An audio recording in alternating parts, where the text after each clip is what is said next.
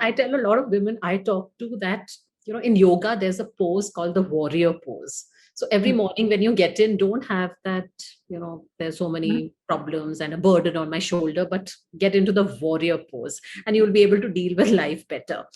So warrior is of course one extreme example, but what you are saying is that get out of that being bullied zone to befriending your internal critic and saying, I'm good enough, I'm okay, I'm fine, and Mhm. practicing self love and self compassion. I think Yeah. it's really, really powerful. And how does this help me sleep better?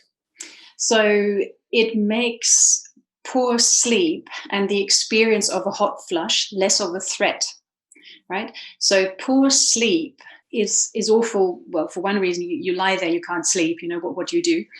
But poor sleep is also bad because how it affects you the next day, how it affects, your cognitive ability, your thinking abilities, your health, your looks, your mood, all of that. Basically, your performance, right? Again, it's an umbrella term, performance. That's why not sleeping is so bad. It's so threatening because it impacts on our performance. And we live in a society which is all about performance. You mentioned it early on as you were counting. I have to be a good mother, a good partner, a good daughter, a good a colleague or leader. All of this. I have to be perfect all the time. Yeah, performance and sleep or lack of sleep threatens that. And in that way also the hot flashes, right, because they disrupt the sleep, so they threaten that. When I no longer see poor sleep and hot flashes as a threat, then internally my threat system up here in the brain can turn off, or can at least sort of the activation can be lowered down. That translates into the body as relaxation from a very tense, I have to sleep, oh my God, what happens if I don't sleep? I'm going to look awful, it's going to be a horrendous day, how am I going to do this interview, oh my God, right? To okay, I'm awake right now. It's not what I want. Other women, generally other people go through this. What's the most helpful response? Thanks inner bully, thanks inner critic for showing up, but I've got this situation. I choose to lie here and rest. And this resting in and itself has benefits. It means you're saving energy, because any sort of internal argument with your thoughts or your inner critic zaps energy. But it also means that your body, quite physically, is more relaxed and calm. And that's actually when sleep can come back in. So that's how the compassion can help us with sleep. So I often find myself, as a manager and a leader and doing so many things, I often find myself that I'm so tired at the end of the day that I fall asleep. Okay. But within 2 hours, I'm awake. And it's not a slow, groggy awakening. I get up and my mind is still whirring along. I still have, I'm making lists. My mind is awake. My body is gone to sleep, but my mind is awake and cut, cut, cut, cut. Oh, I did this. I didn't do this. I managed this. Oh, I didn't handle this too well. What would you tell, managers and leaders? Again, they are going through this huge uncertain period and this huge crisis. They have to manage themselves, they have to manage their teams, they have to manage their businesses, they have to think about their family, they have to think about their employees. We talked about good sleep equals emotional intelligence and a balance and therefore good leaders. But what are the parting thoughts and parting tips for a good healthy sleep you would give to leaders and managers who are listening to us today? Good question. And you said something really important there. I fall asleep fine because I'm so tired. But then 2 hours later, I wake up and my mind is still working.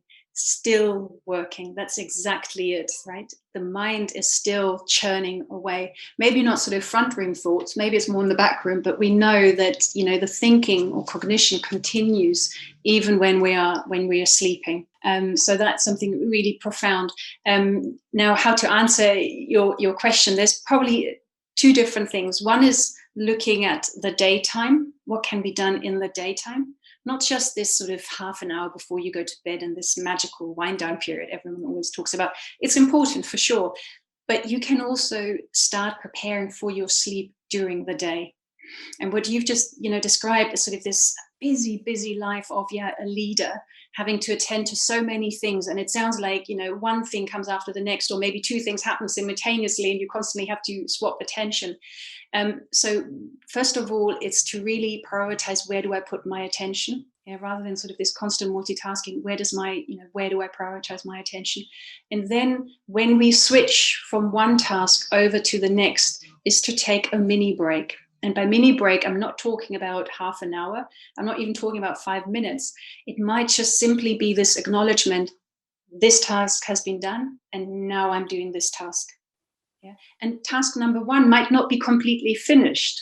It might just be that you've had a meeting and agreed the next steps for this project, but that's done now. Mm-hmm. Tick. And now I'm going to the next project meeting about a different topic. And with that, it might just be that you just take one breath in and a really slow breath out, to physiologically signal to the body, hey, we're changing. And also mentally, that the mind knows, okay, this bit has been done for the moment. Because otherwise, if we just literally go from one meeting into the next, for the brain, it all becomes one. It's all unfinished business. And that will then play on the mind, as you experienced it, you shared, when you wake up 2 hours after you've just fallen asleep. So having these little mini breaks to just signal the brain and the body, task done, new task is what we are starting. Then another piece is doing something that you enjoy, that's important to you, that brings you a sense of fulfillment and purpose. And for a lot of people, that could be their job, but to be really intentionally acknowledging, hey, today I've done something that's important to me. Yeah. So for example, for me, it might be tonight, I think back to our interview and I think, I've done something that's really important to me. We've had a conversation, hopefully helping other women, but also other men in sleeping better, and getting that goodness of sleep. So this sort of me time, doing something for myself, can take different forms, and it will vary from day to day. One day it might be you paint your nails, or it might be, you're sitting with a good book, or you choose a very specific movie you want to watch. It can all vary, but sort of intentionally, I'm doing something, or I have done something for myself. So that's sort of more daytime or waking life. And then for the nighttime, when these thoughts come and sort of grab you, right? Because that's what it sounds like. Again, from what you said, a lot was around unfinished business. Mm-hmm. I haven't done this, or I haven't done that good enough. Inner critic comes out again, is to learn to notice these thoughts and feelings when they come and grab you, and using the mindfulness skills to learn to step back and go like, there's my mind, inner bully at times, talking again, bullying me, making predictions, telling me off, and to say, thanks mind for showing up, but now I'm lying in my bed, these thoughts aren't helpful. Tomorrow I can tackle, this project again, or talk about my decision again, whatever it is, but right now I'm here in my bed, sleeping, or lying here, I should say, probably the best way to say it. So there's stuff in the daytime, and then how we respond at night when these thoughts show up, rather than getting caught up and carried away with them, to say, oh, hang on, that's just a thought about the future or the past, but right now I'm lying in my bed. And then comes compassion again. I'm awake, not what I like, but I allow myself to be awake. It's very busy right now in my life, in my work. That can impact on sleep. So I'm choosing to rest.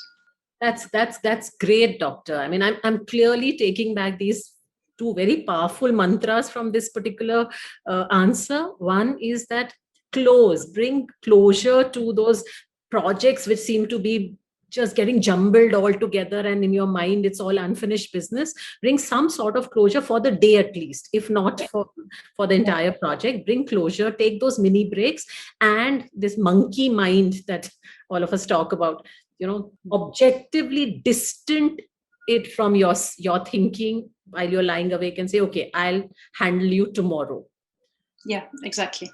Okay, so super. I think this has been an absolutely fantastic, delightful conversation, Dr. Kat. And I'm so glad that I got a chance to talk to you.